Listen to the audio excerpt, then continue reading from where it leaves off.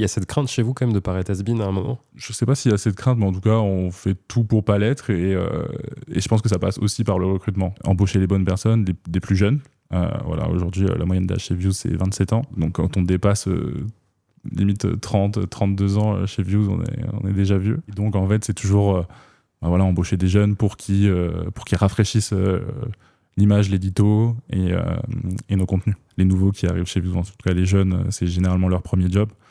Et du coup, ils ont beaucoup à apprendre, mais eux aussi ont beaucoup à nous apprendre sur voilà, les tendances, les nouveaux goûts de cette génération, les nouveaux usages aussi en termes de social media. Et voilà, c'est comme ça qu'on reste à la page, entre guillemets. Je comprends le souci de renouvellement en interne pour se mettre au diapason des jeunes audiences, mais est-ce qu'il n'y a pas ce risque, quand même, malgré tout, à un moment, de se retrouver en décalage, de fait?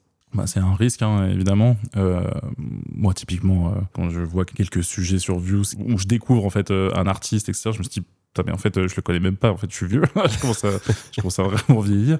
Et en fait, j'écoute et je trouve ça incroyable. Et je me dis, ah ouais, ils ont vraiment fait un gros taf de curation. Et puis après, en fait, l'équipe édito me dit. Ah mais tu le connais pas, t'es has-been. Non, c'était moi qui t'ai cool avant. Maintenant c'est vous, mais bon, je pense que c'est la vie aussi. Hein. Ça veut dire que c'est pas grave finalement? Non, je pense que c'est pas grave du tout.